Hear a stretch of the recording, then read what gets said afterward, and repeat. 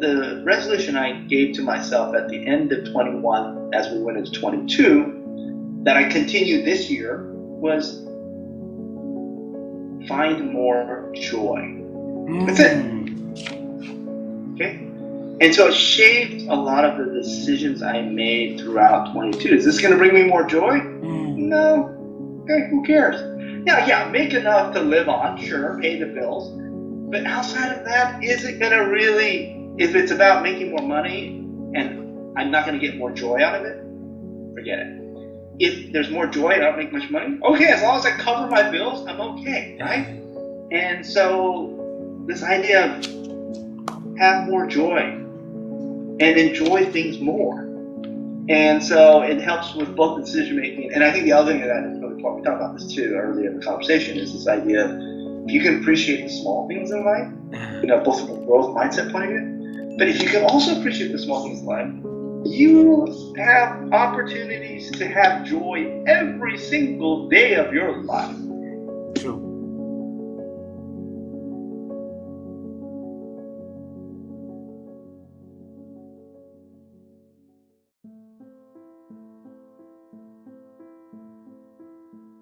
So over the years, Dennis, how have you been expand your ability to think? Well, I love reading. I love reading about history and historical figures who have done remarkable things. My wife and I went to live in Rome for 3 months this past year, last spring, and I just loved reading and then visiting all these historical sites where these great orators, these great soldiers, great engineers building aqueducts and roads and sanitation and so on. I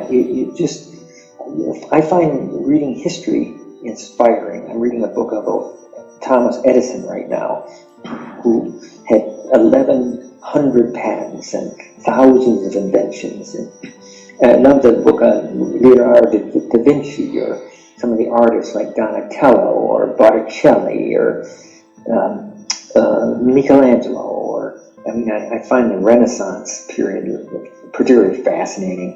But I'd say reading is a very, very useful thing to expand your mind, to help you think. Another thing I do a lot of is I love meditating. I don't have a lot of time for it, but I meditate at least 5 minutes a day, sometimes 10 minutes, sometimes 15. It just depends on what I have. I use an application called Calm, C-A-L-M, but there's another one out there called Headspace, and there's more. So I think they help you organize yourself, and sometimes they have little lectures, or sometimes, but there's the effect of doing a little bit of meditation, being mindful of where you are in life and in space, and it's something I recommend highly. Also, it helps you be grateful or have gratitude towards what you've been able to accomplish and be involved with. And so I think there's a couple of things there that might be useful. Working hard is fun and interesting, but you have to give a little bit of breaks too. So I love to run and ride bicycles and hike, and I swim and I sail boats, and so you have to have some pursuits that give you some time away from work so that you actually can enjoy life too. So that's a couple of thoughts I've had.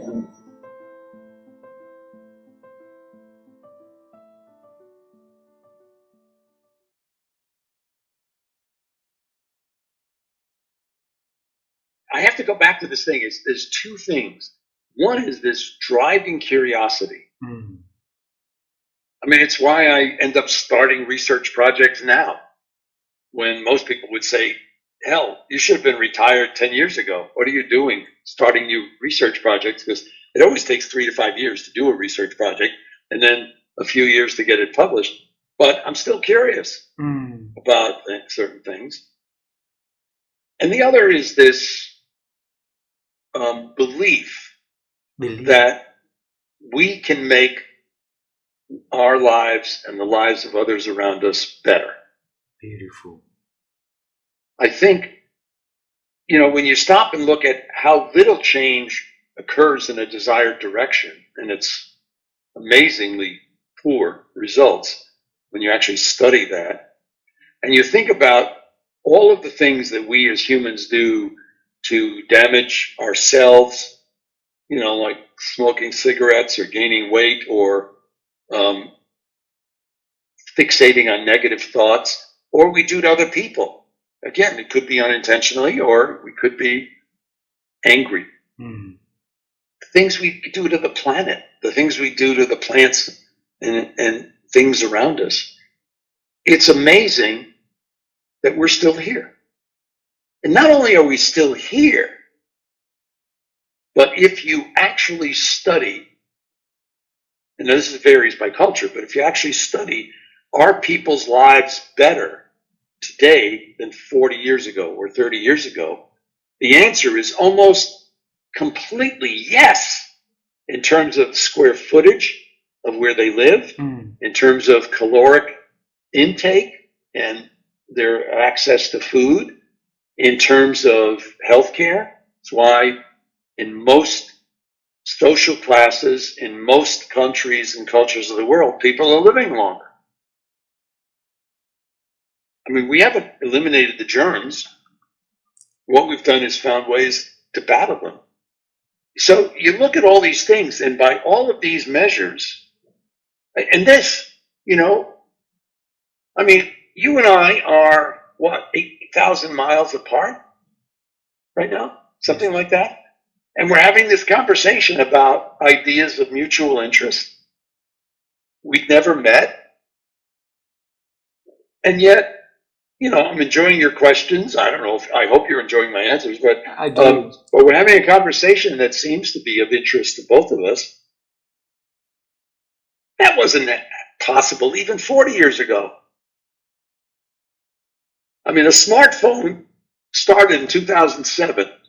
The internet didn't become accessible to most of us till somewhere in the late 90s. And you stop and say, okay, well, back in those days, it was the telephone or the newspaper or the radio, a little bit of the TV, but that was slower. And you stop and say, oh my God, so I look at all of that and I say, yes, there are a lot of things that are wrong that we have to work on and fix. But we're still here. We're still here. And we're still here and doing better than ever before, not for every person, but for more of us than ever before. A higher percentage of the population of the earth does not live under horrendous life-threatening conditions as they did 100 years ago or 200 years ago. True. So you put all that together, and why? It's because as humans, we're very innovative and adaptive. Beautiful. And if my work can help people do that, can help people make that a little bit better, faster, more compassionate, then yes, that's what I'm going to keep working on. Beautiful.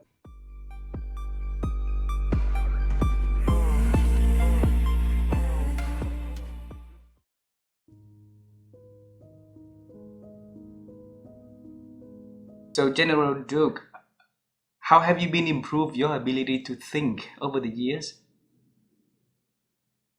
I think with more knowledge that you get, and the older you get more maturity, and you can analyze situations more rationally than now I can see that happens to me in my life as I've gotten maturity and more experience, and I can relate these experiences to my present experience and apply the lessons that I've tried to learn in the past.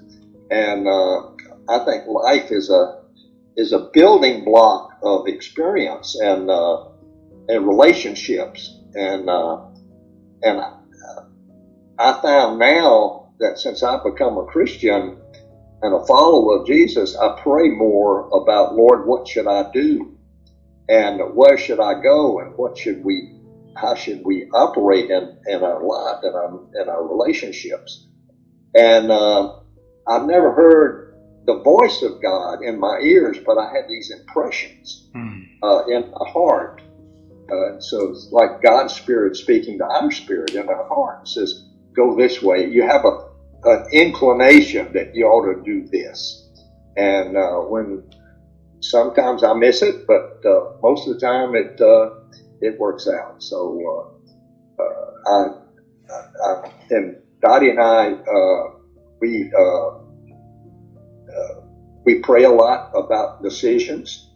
And what we should do and where we should go and what we should say, and it's all of these things that make us one, if you will, with God. And so it's been an exciting journey for the last 4 years or so. And, Wow. So.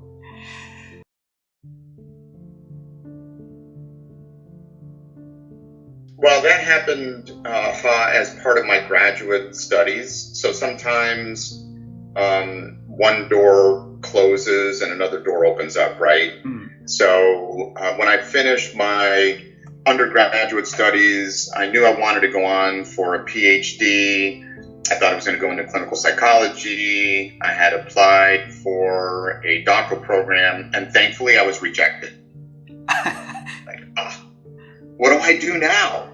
I say, thankfully I was rejected, because I had to step back and say, okay, that didn't work out. So what are my other options? What else might I do?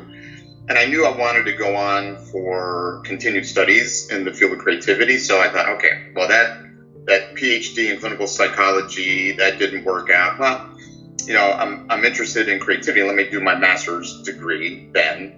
And then I'll attempt to get into a PhD program after doing a master's degree. So I chose to do my Master of Science degree in creativity and change leadership at Buffalo State. So while I was doing my master's degree, I had the chance to teach, and I had never taught before.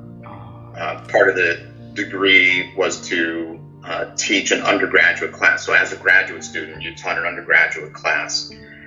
And that I connected to a passion that I didn't even realize I had, right? So this is why it's always important to continue to explore and try new experiences, because we don't know sometimes until we get there that we have a skill at something, or we have an interest in something until we try something new. That's why I fell in love with sharing my knowledge with others and seeing other people get turned on by their creativity, who are then transformed as a result of the power of teaching. And so it was that experience when something new occurred to me. I thought of psychology as counseling and clinical psychology, and this opened my eyes up to many other fields within psychology, organizational psychology in particular. And so I started to see myself working in the area of organizational psychology and eventually becoming a university professor, someone who would be teaching others, because you asked about a critical moment, that experience being in the classroom and teaching undergraduate students about creativity and seeing them go through the experience I had gone through previously was incredibly rewarding. Wow.